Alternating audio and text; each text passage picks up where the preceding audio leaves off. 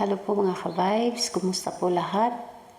Dito po ako ngayon magbabasa sa 2 kalahating natitirang linggo sa buwan ng April. Ito po ay tungkol sa kapirahan at pag-ibig para kay Libra, sa zodiac sign ng Libra. So mga Libra, hello.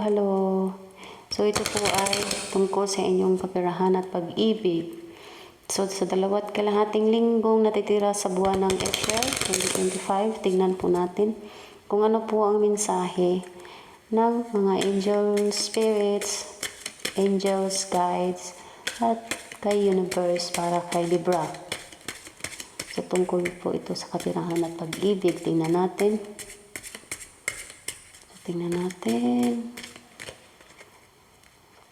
Sasapang natin ng isa pa. So, kapirahan at pag-ibig para kay Libra. Kuha tayo dito.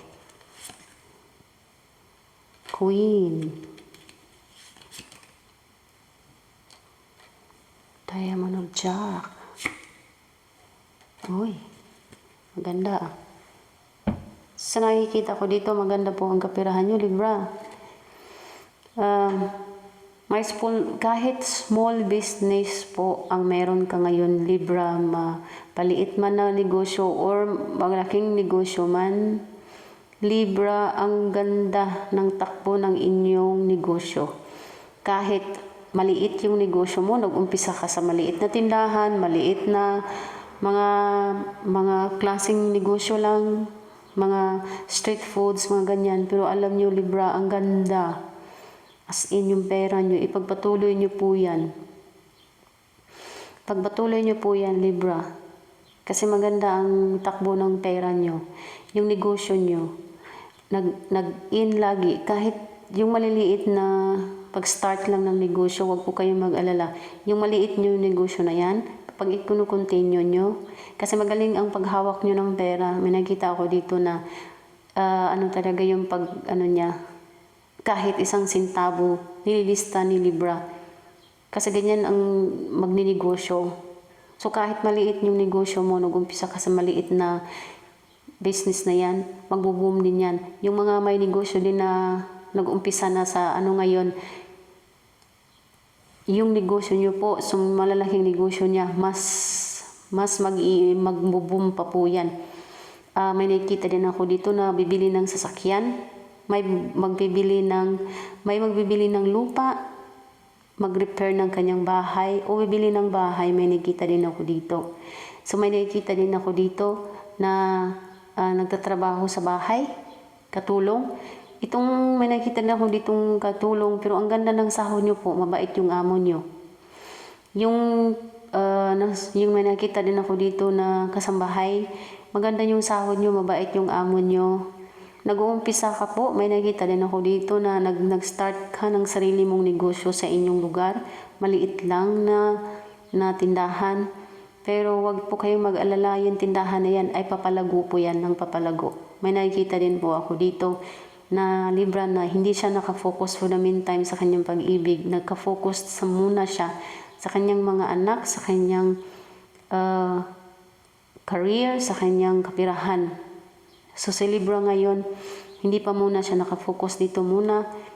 Sa nakikita ko dito, hindi muna siya nakafocus masyado sa pag-ibig. Nakafocus siya muna sa kanyang bulsa, sa kanyang bangko, kung magkano na naipon niya. So yung pera ni Libra, naka-rolling yung kapirahan ni Libra. So maliit na negosyo ay papunta ng malaking negosyo. Yung mga malalaking negosyo ay mas lalago pa po yan, mga Libra. Ang ganda. Ang ganda po, Libra. May nakita din po ako dito na Libra na nagpapautang. May nagpapautang po dito. Namblema po kayo kasi may ibang nangungutang sa inyo na hindi pa po nagbabayad. Pero huwag po kayong mag-alala, itong nangutang na to ay hindi po nakatulog.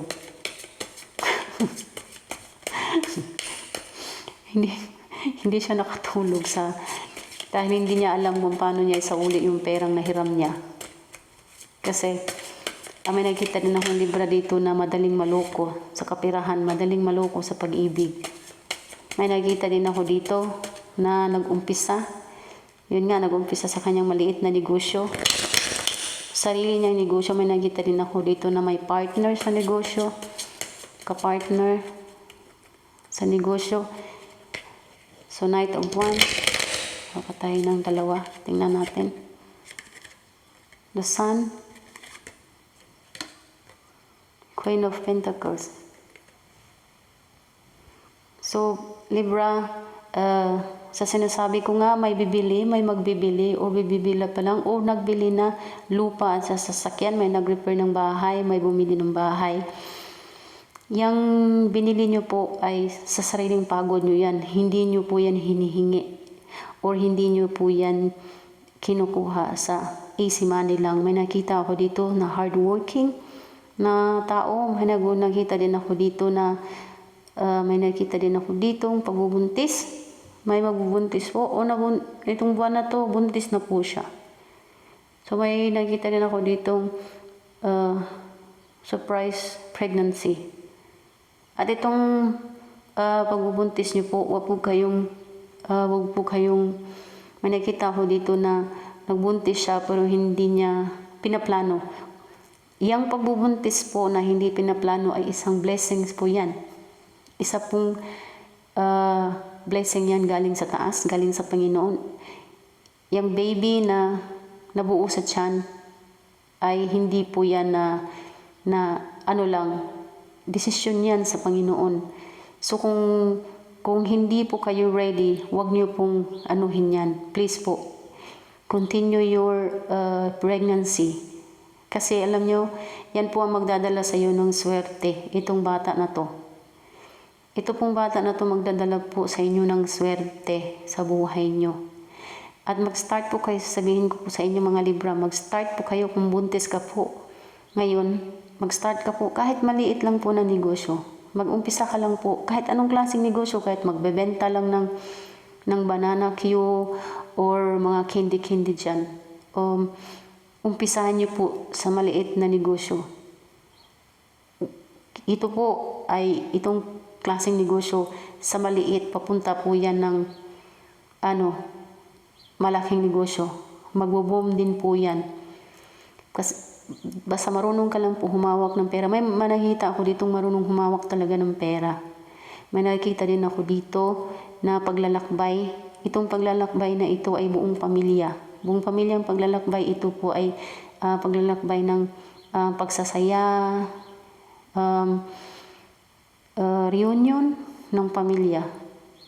So, ito po ay, syempre, reunion ng pamilya, pagmamahalan sa pamilya, nandito po, pregnancy, negosyo, opportunity. Ang ganda po, Libra. So, may konting negative siya. I-claim nyo po ang lahat ng mga positive na sinasabi ko, itapon ng mga negative. So, ito po ay magandang pag-ibig at kapirahan ni Libra ang nakikita ko. So, maraming salamat po sa panonood. Hanggang dito na lang po muna tayo. Hanggang sa muli. Paalam.